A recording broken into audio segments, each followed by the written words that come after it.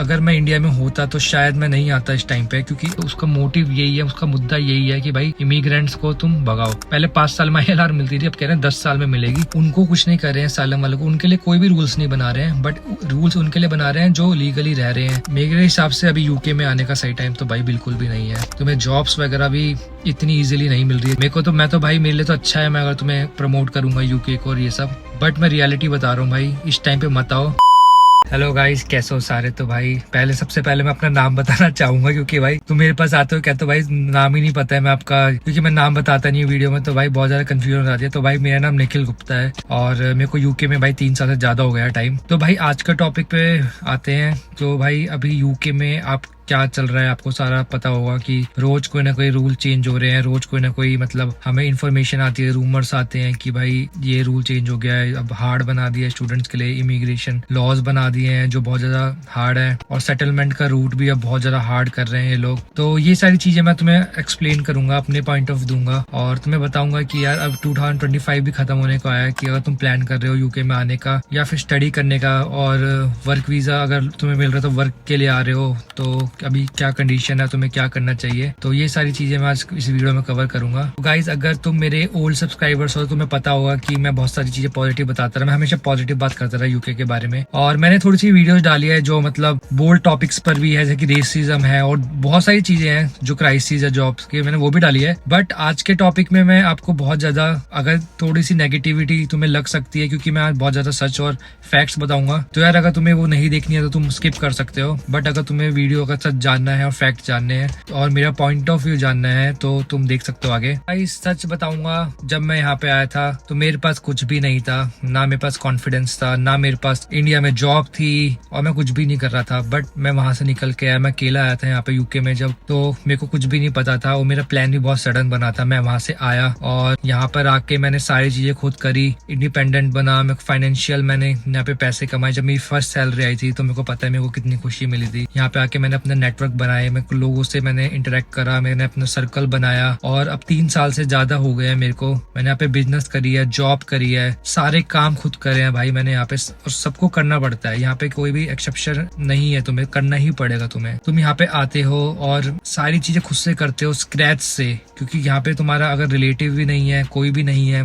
घर वाले नहीं है, खुद से तुम्हें सारा कुछ करना पड़ता है, सारी चीजें झेलनी पड़ती है। भाई लोग मजाक उड़ाते थे इंडिया में कि भाई क्या काम कर रहा है, पार्ट टाइम कर रहे हो, जॉब्स कर रहे हो, इंडिया में नहीं करते थे, तुम्हें वहाँ पे ये करना पड़ रहा है, तुम्हें वो करना पड़ रहा है, इंडिया वापस आ जाओ उससे बढ़िया। कई बार लोग कमेंट करते थे कि तुम्हारे ही दोस्त कमेंट करते थे कि भाई तो अपने काम पे ध्यान दो, तुम्हें आदत नहीं थी इंडिया में काम करने की, वहाँ पे तुम्हें एक्स्ट्रा काम करना पड़ रहा है, तुम्हें टेबल साफ करनी पड़ रही है, तुम्हें वेटर का काम करना पड़ रहा है, तुम्हें वेयर हाउस का काम करना पड़ रहा है। भाई खुद के तुम्हारे फ्रेंड्स ये सब बोलते थे, तुम वैसे ही स्ट्रगल कर रहे हो और तुम्हारे ऊपर से जो तुम्हारे अपने लोग हैं वो भी तुम्हें ये सब ताने मार रहे हैं, सुना रहे हैं। तो भाई उस टाइम पे मोटिवेशन लाना, वो वाला टाइम सर्वाइव करा है भाई। और पहले स्टार्टिंग में घर वाले पैसे भेजते थे, उनसे फिर एक टाइम पे मांगने में हमें इतनी शर्म आने लग गई कि यार नहीं मांग पाते। इंडिया में हम जब थे तब तो मांग लेते थे भाई, पैसे चाहिए, ये चाहिए, बाइक चाहिए। बट यहाँ पे आके जब हमने कमाना स्टार्ट करा और फिर एक टाइम पे लगा कि भाई पैसे नहीं मांगने घर पे, फिर हमने खुद से अर्न करने पड़े। वो सारी फीलिंग है भाई, ये सारी चीजें तुम्हें अपनी होम कंट्री में नहीं सीखने को मिलेगी। तो यार ये जो एक्सपोजर है और ये जो मेरे को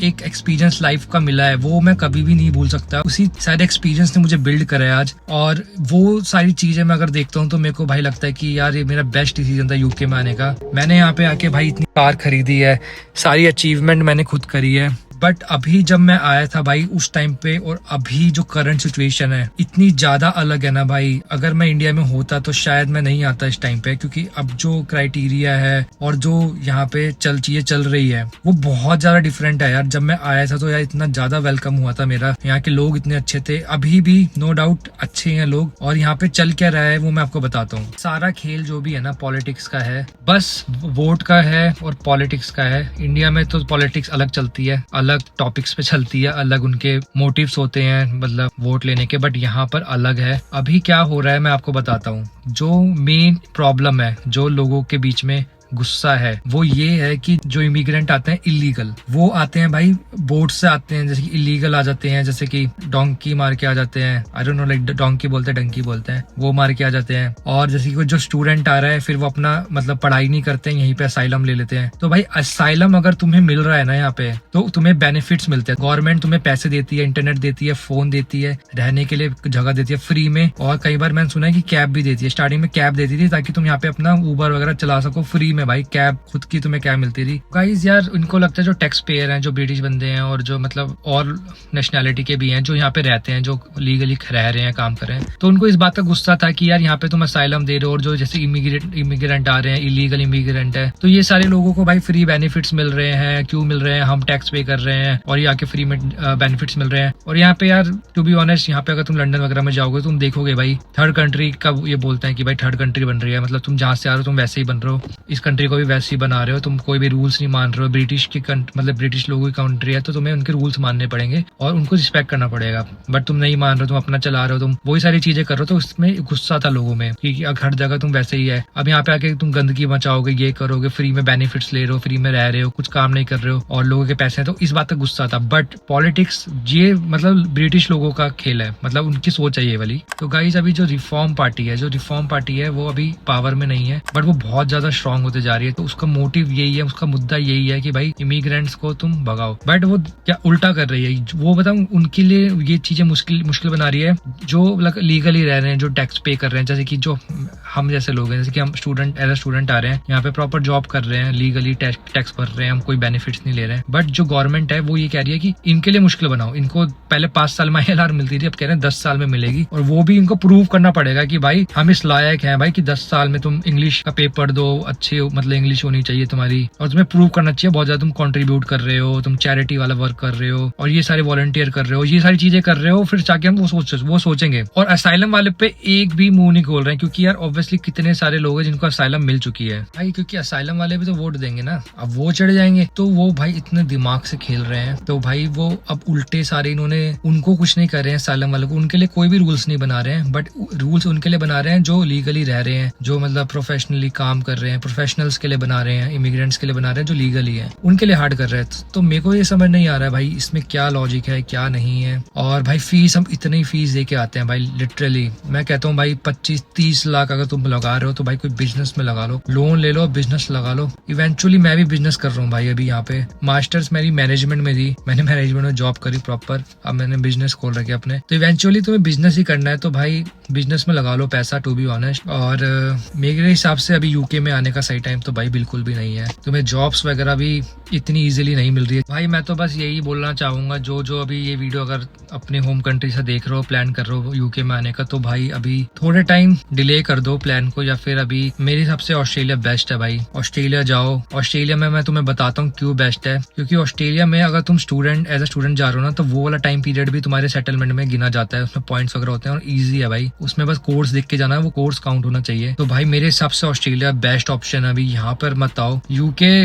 इस टाइम पे तो मैं भाई किसी को भी रिकमेंड नहीं करूंगा, मेरा तो भाई पूरा पेज यूके का है, डेली का इन यूके। मेरे को तो मैं तो भाई मेरे लिए तो अच्छा है, मैं अगर तुम्हें प्रमोट करूंगा यूके को और ये सब, बट मैं रियलिटी बता रहा हूँ भाई इस टाइम पे मत आओ। और अगर तुम यूके में हो, यूके से देख रहे हो, तुम्हें जॉब वगैरह में हेल्प चाहिए तो मेरे से कांटेक्ट कर सकते हो, मेरी खुद की कंपनी है द करियर गैजेट, और मैंने बहुत लोगों की हेल्प करी है स्पॉन्सरशिप जॉब मिलने में, इन सब चीजों में अगर तुम्हें हेल्प चाहिए तो तुम मेरी सर्विस ले सकते हो, और मेरी careergadget.co.uk पे जाकर फ्री कंसल्टेशन कॉल बुक कर सकते हो। और भाई इस टाइम पे अगर तुम्हें कोई डाउट्स है, जो तुम्हें लिटरली क्वेश्चन है, तो कमेंट्स में डालो, एग्जैक्ट क्वेश्चन डालना जो पूछना है, उसका कमेंट्स में रिप्लाई दूंगा। और तुम्हें जो भी डाउट्स है, कुछ भी पूछना है अकोमोडेशन का, या फिर कोई भी डाउट्स है सब्जेक्ट्स को लेकर, और क्या कंडीशन है, और तुम आ रहे हो, या कोई भी डाउट है तुम्हारे मन में, बेझिझक पूछ लो भाई। और मैं तो बस यही कहूंगा कि भाई अभी सही टाइम नहीं है आने का, मेरे को नहीं लगता आना चाहिए, तुम्हारे पैसे वेस्ट होंगे, to be honest. I know like बुरा लगता है अगर मैं यहाँ पे रह के मैं बता रहा हूँ, तुम्हारा प्लान है,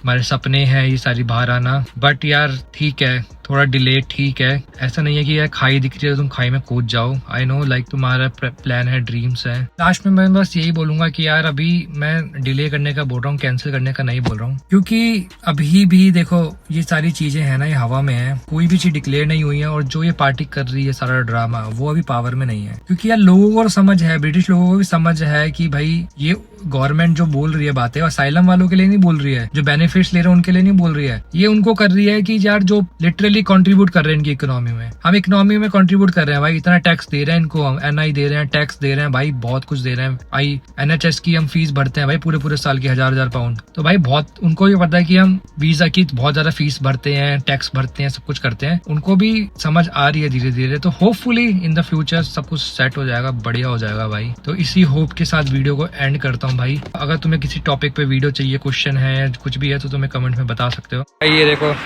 यूके सुंदर तो नेक्स्ट लेवल है। घर जा रहा हूँ मैं भी अपने। मिलते हैं भाई अगली वीडियो में, तब तक के लिए राम राम।